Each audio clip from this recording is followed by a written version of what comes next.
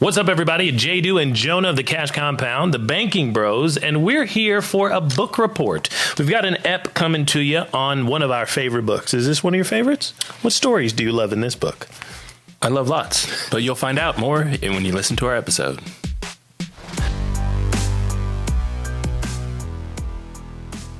What's up, everybody? JDew and Jonah of the Banking Bros and the Cash Compound here to start off a new series in our podcast episodes, or if you are actually watching us online, we're going to talk through the fundamental textbook that helped us get to where we are today. We're going to take it back to the master, the actual infinite banking concept creator, Nelson Nash, in his book, Becoming Your Own Banker. We're using the 5th edition, and we're going to talk a little bit about how this book came into our life and how it changed our lives. So, Jonah, question number 1, have you read the book? I have read the book. Also, if you have not read the book or don't have a copy of the book, we'll make sure we put a link in the bio for you so you can get yourself a copy just off Amazon. I think they're $20, maybe? They are. You can also go directly to this man's site, infinitebanking.org, and he's got them there for you. We've got an affiliate link as well, and so you could get it if you're looking at our stuff or wherever you happen to be. So this is how the book kind of came into our lives, and we're going to get to our first section here, but about 7-8 years ago now, so around 2015, maybe even 2014, we got tipped off that this book existed and that we should read it, and some very wealthy people we knew in business were recommending it. You remember all that? I do. Yeah, it was... So I think it's 2015. Well, no, you're right. It happened in 2014. Then we started in about 2015. Probably. Yeah, okay. Yeah, the process was probably about 6 months or so. Yeah, absolutely. It was basically all the folks that we had surrounding us in our life at that time who just had way more than we had. Yes. So we knew that they knew things that we didn't. At that point, it started to become pretty apparent in the environment that we'd met them that there wasn't just haves and have-nots. There was no's and knows-nots. Almost. You tried. No and no-nots. No and no-nots. Yeah. Okay, and this is one of the things they do. But let's jump in, though. So we want to talk about this. There's lots of different things in here, but there's a lot of folks who've started to follow us. We're on TikTok now. Maybe that's how you found us. And they do not know about this book. They do not know that the information we're getting, we did not make up. It's been around for almost 200 years in this country, and this is how you're going to find out what's going on. That's right. So we're going to talk about part 1. Part 1 in the book is called, there's no chapters. Part 1 in the book is called Becoming Your Own Banker, and we're going to focus on the problem, which is page 18, 17 or 18. If you have a book, if you want to follow along at home, if you want to, after you listen to this episode, go get the book and then be able to kind of read through what we're going to chat through. So we like to start with the problem all the time and kind of let people know what you're currently doing with your resources, with your finances, with money isn't working. It's not getting you what you think it is getting, even if you're still doing it. Or we point out a lot of times like, hey, you keep doing this with your money. You've been doing it for years. Why are you doing that? Right. And just realizing that people actually don't have answers to those questions. Yes, but you got to give people some credit sometimes because they don't know there's other ways. Sure. And I do give people credit because I felt like I was in that boat previously, right? For sure. It's like, I do this. So one of my things was like qualified plans, right? Sure. I was contributing to qualified plans because my work would match it and because that's what HR told me to do and that's what I assumed everyone else was doing and whatnot. Your parents didn't tell you to do anything differently. Exactly. And because like you just mentioned, I don't know anything else. That's just where I put all my time, energy, money, because that's where I put it, right? Yeah. But just like we like to point out, lots of times if you ask that person, why do you do that? You start to realize they don't actually have the same answers we had. Like, well, they told me to do it in HR, and isn't this the best way? Or they'll just assume that it is the best way, and whatever they've been told, well, that's obviously the best option for me, right? So my situation was a little bit different. So I was already entrepreneurial by the time that we had discovered what was going on here. So I wasn't contributing to qualified plans at all at that point, but I was the cash guy. So I'm using all my dollars, listening to the radio gurus and the financial experts out there, he and she, you guys know who I'm talking about. But what I was doing was just spending cash for everything, trying to stay out of debt.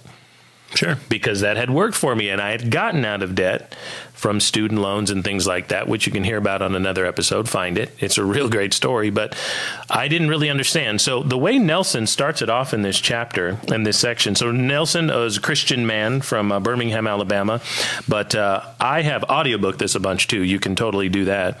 John 5:6. So this is New Testament here. And I thought this was interesting as I reread it this morning. When Jesus saw him lying there and learned that he had been in this condition for a long time, he asked him, "Do you want to get well?" Interesting question. What's your take right there on some of the philosophy that's about to come? We're about to hit the folks with a question like that from the New Testament. Sure. I think the philosophy is just, and kind of read between the lines, right? It's just, if you can't help someone who doesn't want the help themselves, right? You can lead, you can lead a horse to water, but you can't make him drink. You can give a man a little wisdom, but you can't make him think. Exactly. So that's really what that verse is saying, and that's how Nelson starts this chapter. The people who want help are the people that are going to seek and you shall find. Yeah, receive the help, right? If you don't want it, it's hard to give them all the information, but if they don't want it, I mean, they're not going to take it. Yep. Yeah. Okay, so we're probably going to give you a visual right here for those of you who are watching us with all these numbers about interest. Jonah, help us understand. You do this within the Cash Compound community all the time. You're helping people get out of debt because they've got debt, right? So most people are coming to us utilizing the debt payoff plan with the mapping and things like that. So help people understand what the problem is about their spending. Yeah. So what we're going to show you on screen is kind of the annual pattern of spending. And so what it's breaking down is it's breaking down $1 with the average American family, the average American person even. And so what this is saying on screen is that 20% of every dollar is headed out the window that you're spending. We're not saying you're wasting. You're saying you are spending that money on autos. Right. So we're not also just talking about if you financed or leased that car and making payments, but we're also talking about gas and maintenance and more things. So out of the income, so what you're saying is out of the income that comes in, 20% of every dollar, 20 cents on the dollar, is going to automobile costs. That's right. Okay. Yep. Yep. At the same time, 30 cents of every dollar, 30% is going to costs for housing, your place that you're staying. So this is, again, not just talking about rent or the mortgage. Insurance costs around housing, your rent, your mortgage, that type of stuff. That's right. You got to live somewhere, right? So we've got automobile. 99.9% of us need that transportation. We've got an automobile or two or three or costs there. We've got housing costs. Okay, now you started to talk about living there. But living is what's going to be our entertainment, our eating out, our Netflix, our, all the other stuff. That can roll into TVs, subscriptions that we've got, the housing expenses internally in the house, the stuff that you need each and every day. Groceries. Yeah. That's living expenses, right? So that's going to be 40% of every dollar. So if we've got 20 for autos, 30 for housing, 40 for living. That's 90%. That leaves us with 10. Okay. Right. And so we're going to attribute the other 10 to being saved. Here's the problem with that. We're giving you guys the benefit of the doubt who's listening and watching us, right? Because most people actually don't save 10%. Right. In fact, the average savings rate in America was actually a negative number for a really long time. Prior to the recession, most of us remember in our lifetime, 2008, 2009, we've always read that it was a negative number. People were going into debt or overspending on cards and things like that. Yep. And then post-recession, there was maybe 2 or 3% savings. So I've actually seen it recently, and it was about the same. It was a little higher than I expected. I think it was like 4 when I saw it recently. Okay. But it's still not 10. Not even close. We're trying to give you guys the benefit of the doubt. But and this, once again, this is an example that's right here in the book, in Nelson's book. So he's trying to help you understand a few things about what the infinite banking concept is and how he helps you understand what's normally happening with your money. Exactly. So this is an average family, average person. So that's our whole dollar. Saving 10, that rounds up to 100% of the dollar. However, at the same time that you're spending that dollar, some of that money is actually attributed toward interest. So again, in the 20% that you're going to spend on autos, gas, and oil changes and maintenance, and even if you have the payment, whatever, 5% of that 20 is actually going out of the window straight away to the interest charges that these other finance companies and third parties have put on some of those components that go into those autos. Because most of us borrowed money at some point for a car or two out there. Even if we paid cash for one, we probably borrowed money for the other one, right? The one the missus has, right? So if that is you, what we're trying to say is that 3, 4, 5, 6, 7%, the average person has a 5% interest charge that's headed out the window. You will never get that money back. It's not serving you at all. It's owed to someone else. That's right. Of that 30% that's going toward housing, again, this is our mortgage, our rent, our insurance, all the things that are encompassing in housing. Yep. Of the 30% that's going to housing, 25% of it actually is going out the window. Okay, so time out there, because most people who are listening to us right now, they may be with us so far, but they're saying, hold on, I've refinanced. And when I got my mortgage, it was only 3, 4%. Sure. So help us understand what Nelson is trying to prove here when he says 25 on the 30 is actually headed out the window to interest. Yeah, the real question, the real answer to that, get people looking and searching, right? So what I would say to you guys is go find, I agree with you. You refinanced, you got the good deal on your original mortgage, right? Your interest rate is 3, 4, 5, whatever it is. Yeah, I agree. Go find that last mortgage statement. Okay. Go look at your last mortgage payment. The payment that you most recently made, the interest that you see on that payment, is that 3, 4, or 5%, or is it a lot more? Right. And everyone knows when they look at it, the first couple of times they looked at it, or if they needed to be reminded today, that it's not even close to 3, 4, or 5. Not even close. Almost the entire payment goes to interest. Most of the time, most of the payment is actually interest. And Jonah, explain to them why and what's going on, especially in the first several years of a refinance or a purchase. Sure. Well, at the end of the day, what really is going on is that the financier, the mortgage company, the bank, whoever it might be, is just front loading that interest to make sure that you pay them the money that they are going to earn. Right. And so your payment is going almost entirely toward interest as opposed to going toward principal like you might be thinking it is. It's just really not. So what actually happens if you do a refinance is that they just reset that clock. So while most people do refinances going, oh, my payment's going to be lower, right? Right. They're actually just resetting the interest that the financer, the third party of the bank, is going to get over the lifetime of that loan. Because the money is going straight out the window, 80+% sometimes in the first 5 to 7 years of that mortgage, maybe 7 to 8 years of that mortgage, and lots of folks refinance or move in that time frame. Never get out of paying the interest. Right. So what we're saying is we're not knocking off the principal at all. All of that were charges. It was charges going out to the third party. Big deal. And really what he's trying to help you understand in this book is that it's not about the rate, but it's about the volume going out the window, and that you are not in control of that environment. That's right. And again, some people at home are probably saying, well, I rent, so I don't have that problem. And so my question to you is, okay, well, every time you pay that rent payment, how much of that money are you retaining?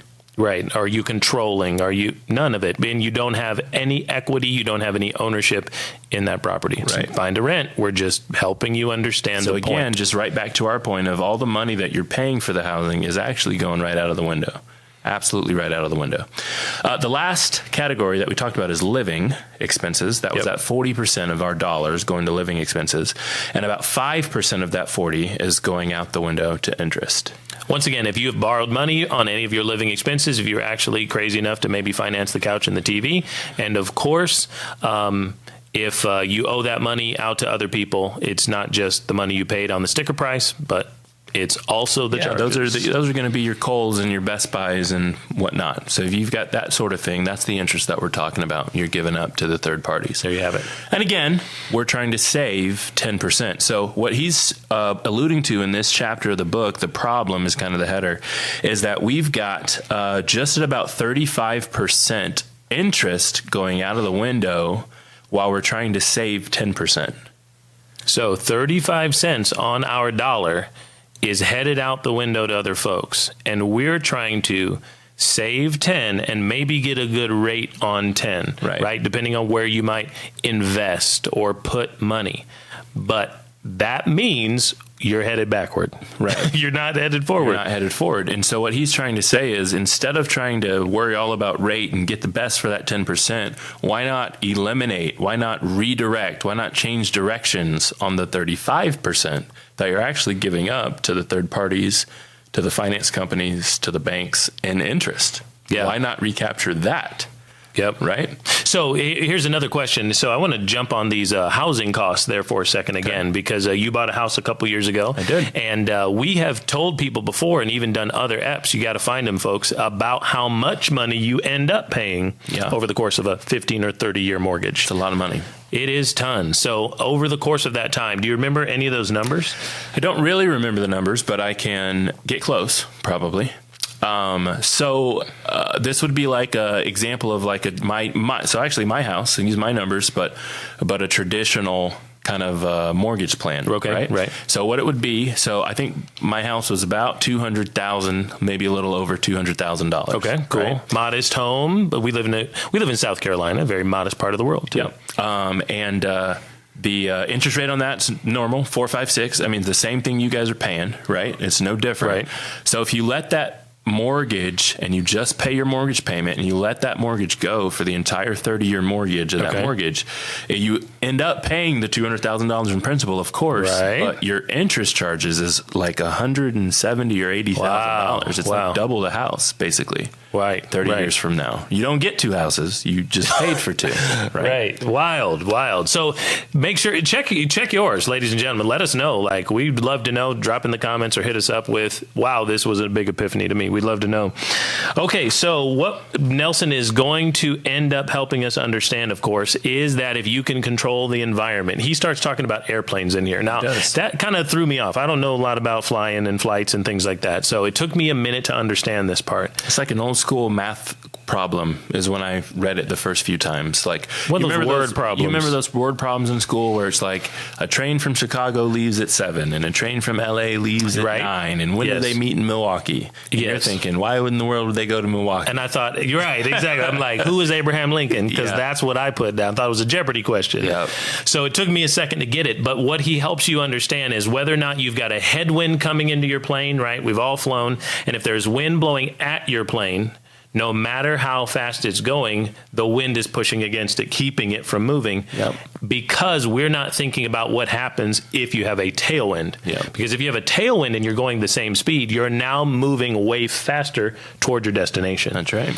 So what he wants to help you understand before he gets into all the nuts and bolts, which is not what we're even doing today, is if you can change the environment, like you said, redirect where the dollars are headed, we don't have to get better at 3% as opposed to 4. Yeah, and it really ties together when you think about that. Is what he's really saying is change your environment. Instead of worrying about the 10% trying to get a better rate, right? Change where the 35% is going. Here's the part that really kind of hits home.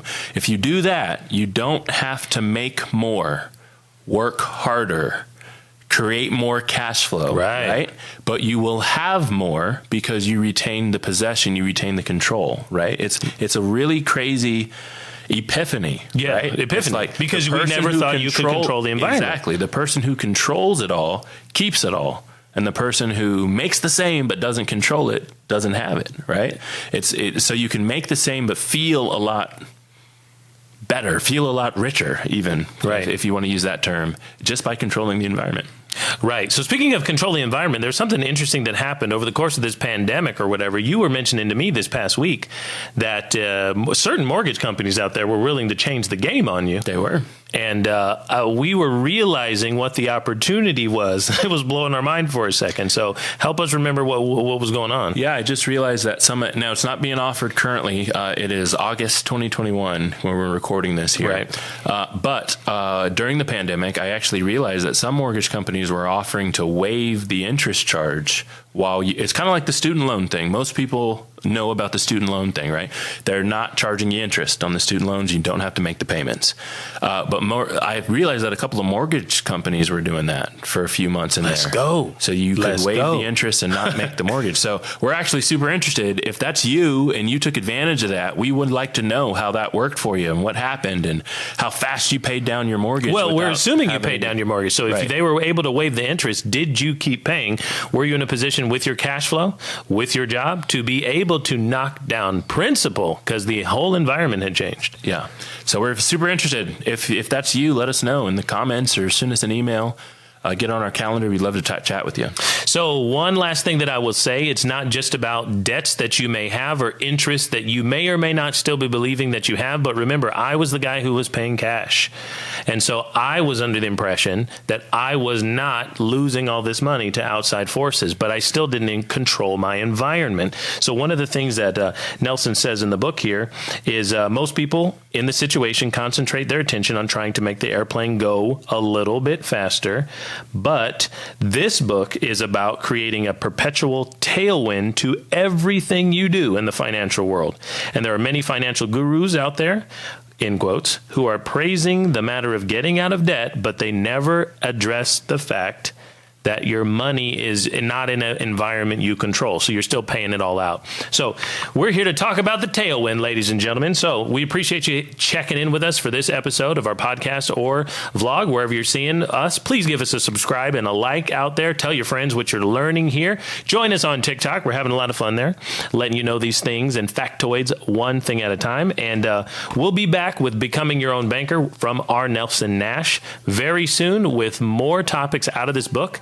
Grab the book and help yourself crack the code to cash flow.